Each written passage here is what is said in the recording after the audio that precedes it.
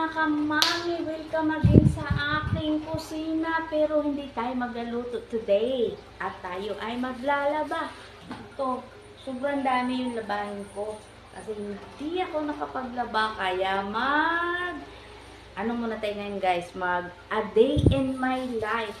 Kasi kailangan natin tapusin yung ating mga gawaing bahay. Siyempre, una sa lahat, ang gagawin ko today ay maglalaba at yung sinambay ko doon ay aking titiklupin. Kaya wala muna mga iba pang gagawin kundi yung ating labahin. Siyempre, isisegregate natin yung ating puti, mga dikulay, mga maliliit at saka mga malalaki. Ayan, mga kamami, syempre to, samahan nyo ako sa aking paglalaba. O, diba? Kasi nga, ito yung aking mga labahin, guys. Ilang araw na to, ayun o, uniform ng aking anak. Syempre, kailangan naman natin yung labhan. Hindi kasi ito na isama. Ito yung suot nila kahapon. Kaya, ganito muna ang ating gagawin. Samahan nyo ako mga kamami. Siyempre, yan na guys yung ating na-segregate na labahin. Ayan, sobrang dami. Siyempre, unahin ko yung aking mga short. Mga short muna. Kasi ako, kapag naglalaba ay bukod-bukod. Kailangan muna tayo ng... Kasi isang salangan lang ako guys. Siyempre, babandawan ko siya doon sa...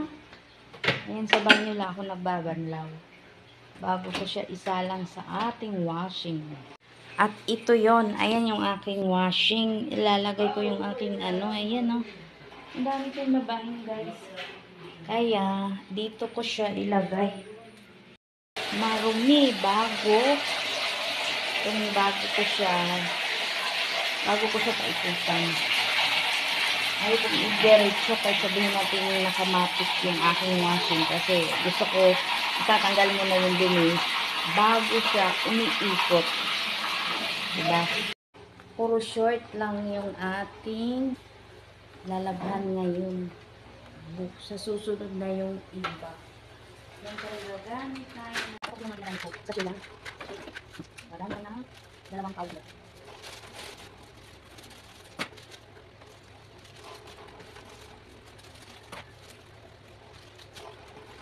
Isang ganito lang ang ilalagay ko. Kasi may dalawa naman akong powder. Gamitan natin ng isang liquid na detergent.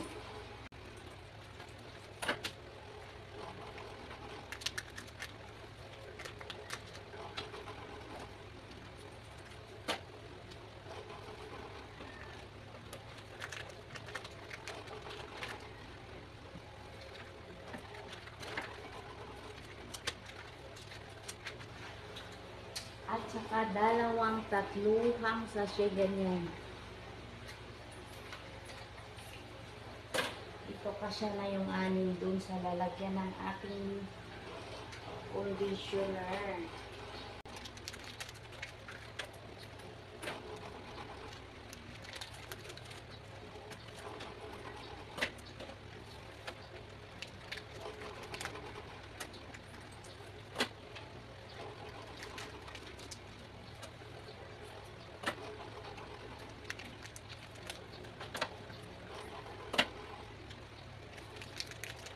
Yun siya guys, kasi lang.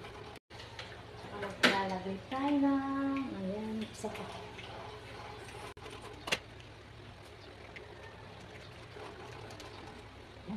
Okay.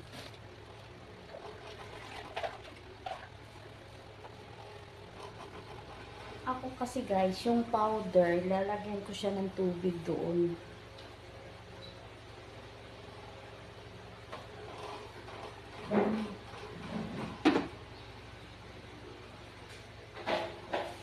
Siya ay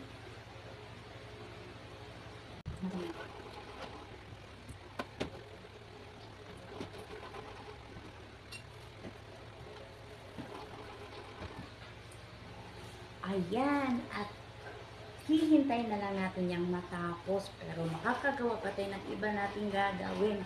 Kasi hintayin lang naman tong matapos, tas isampay, tapos na tayo, di ba? Mag-uurong muna naman ako, ayan, di ba?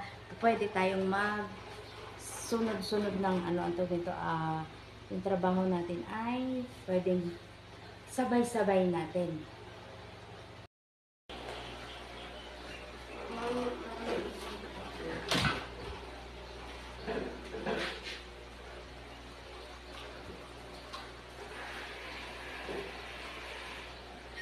Huwag mo patayin yung ano ha. Tubig dyan. Siyempre, ganyan kadali maglaba. At ang gagawin natin ay magtitiklop tayo ng ating mga sinampan.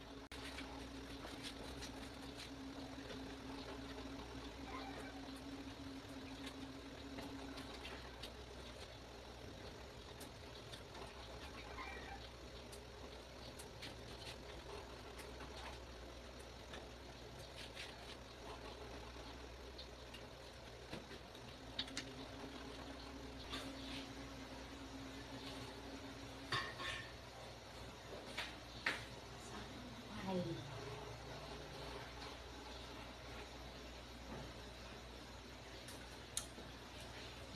Dito muna natin siya ilagay kasi titiklopin natin to mamaya. Tatanggalan muna natin siya ng hangin, guys. Kasi mag-aano ako.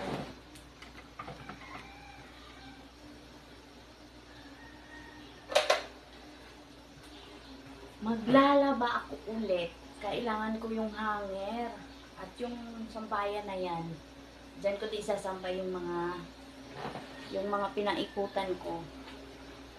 So, di ba ganyan naman tayong mga mami, kailangan natin magdubli trabaho. Kailangan natin ng double time para magawa natin yung mga dapat natin gawin.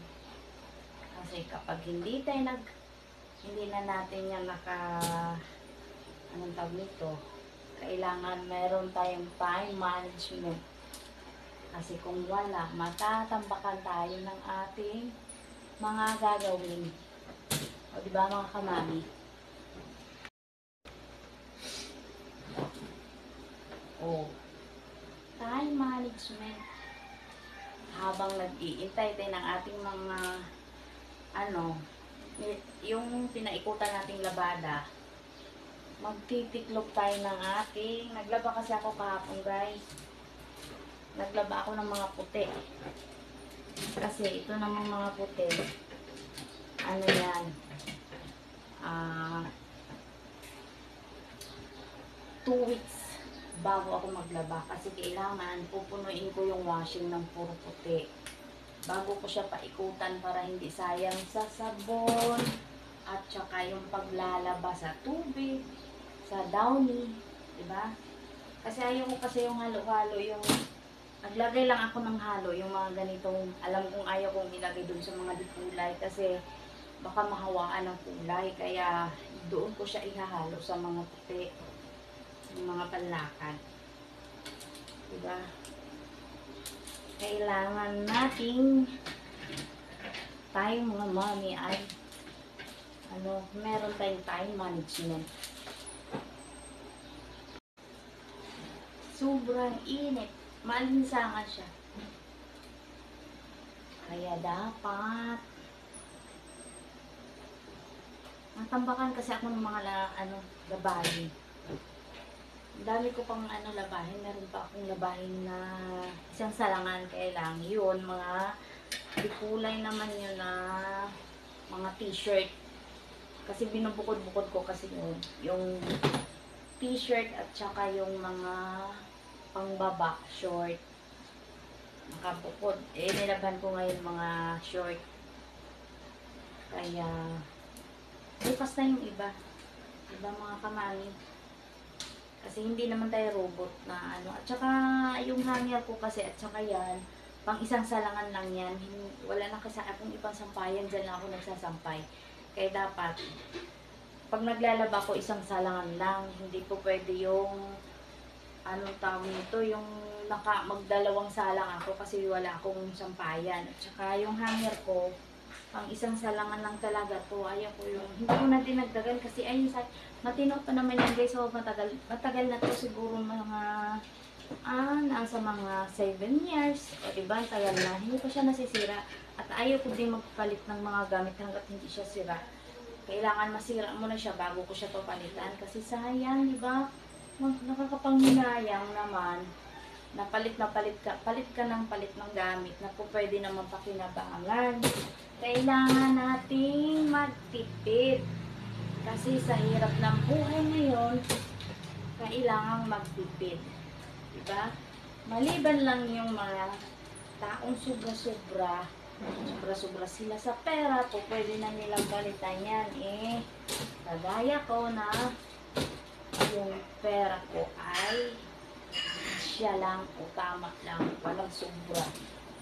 Kulang pa, o diba? Kulang pa sa mga bayarin dahil sa mahal ng mga bilihin. O mga kamami, diba? Ganyan naman talaga yan. Kailangan lang natin ng diskarte. Pagkasyahin kung anong meron. At porsigido sa buhay. Ayan lang. Kasi hindi muna ako nagro-road trip ngayon mga kamami kasi mas na-permis ako sa bahay. Kaya, a day in my life. Ganito talaga yung gawain ko pagka nandito ako sa bahay. Kasi wala naman kaming katulong. Ako lang ang gagawa. Diba? Bakit pa naman tayo magbabayad ng ating gawain dito sa bahay kung kaya naman natin gawin, diba? Kailangan lang na pagtiyagaan. Sanay naman ako sa trabahong bahay mga kamami. Ito na, hanggang sa muli. Hanggang sa muli kong vlog. Hindi ko pa alam kung ano ang gagawin ko guys. At thank you sa lahat ng laging yung nandiyan sa aking channel. Kapag din ako ay nag-a-upload ng aking mga video. Paalam mga kamami. Bye-bye!